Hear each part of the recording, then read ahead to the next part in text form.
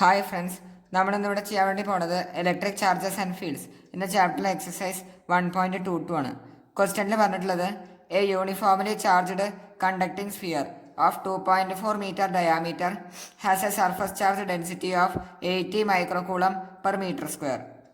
അതിൽ ഫസ്റ്റ് ചോദ്യം find the charge on the sphere.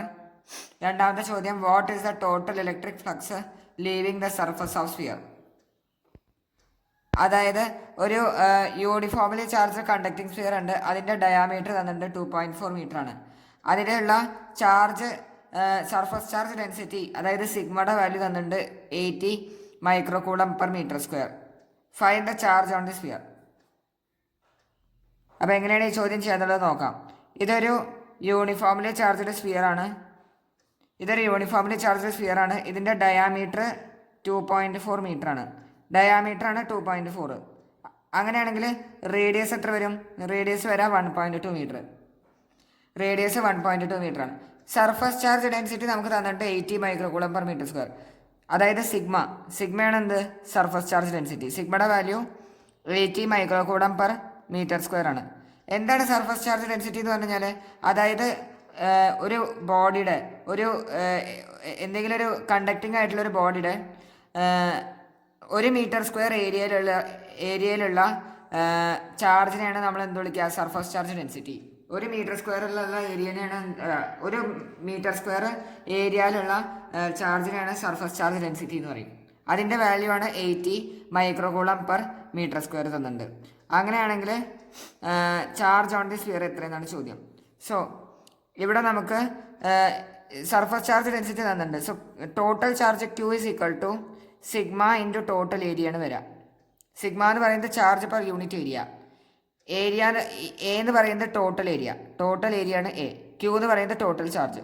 So അങ്ങനെയാണെങ്കിൽ സിഗ്മ എത്രയാണ്? 80 മൈക്രോ കൂളമാണ്. അതിനെ നമുക്ക് കൂളത്തിലേക്ക് കൺവേർട്ട് ചെയ്യണം. 80 ഇൻറ്റു 10⁻⁻⁶ കൂളം ഇൻറ്റു ഏരിയ. ഇതിൻ്റെ സർഫസ് ഏരിയ ആണ്. എ എന്ന് പറയുന്നത് എന്താണ്? Surface area. Surface area of a sphere എത്രയാണ്? Surface area of a sphere is equal to 4πr² ആണ്.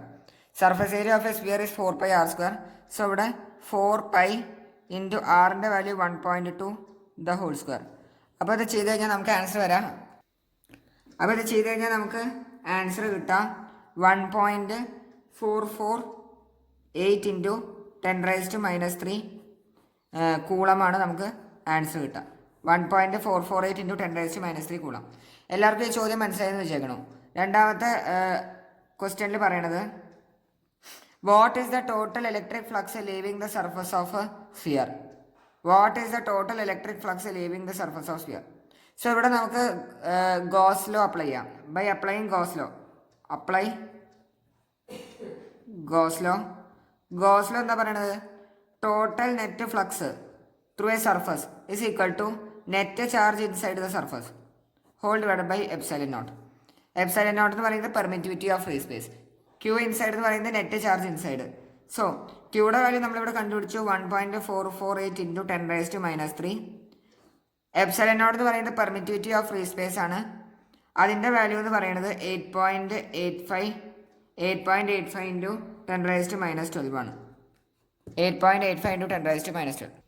അപ്പോൾ ഇത് ചെയ്ത് കഴിഞ്ഞാൽ നമുക്ക് ആൻസർ വരാം ഏകദേശം 1.64 ഇൻറ്റു 10⁻8 യൂണിറ്റ് എന്താ വരിക? ന്യൂട്ടൺ മീറ്റർ സ്ക്വയർ പെർ കൂളമാണ് നെറ്റ് ഫ്ലക്സിൻ്റെ യൂണിറ്റ് വരിക. 1.64 into 10⁻8 newton metre square per coulomb. ഇതാണ് നമുക്ക് ആൻസർ കിട്ടുക. എല്ലാവർക്കും 2 പാർട്ടും മനസ്സിലായെന്ന് വിചാരിക്കണോ? എന്തെങ്കിലും സംശയങ്ങളുണ്ടെങ്കിൽ നിങ്ങൾക്ക് കമൻറ്റ് ബോക്സിൽ ചോദിക്കാവുന്നതാണ്. സംശയങ്ങളൊന്നും ഇല്ലെങ്കിൽ ലൈക്ക് ചെയ്യുക, കൂടുതൽ ആൾക്കാർക്ക് ഷെയർ ചെയ്യുക, സബ്സ്ക്രൈബ് ചെയ്യുക. Thank you.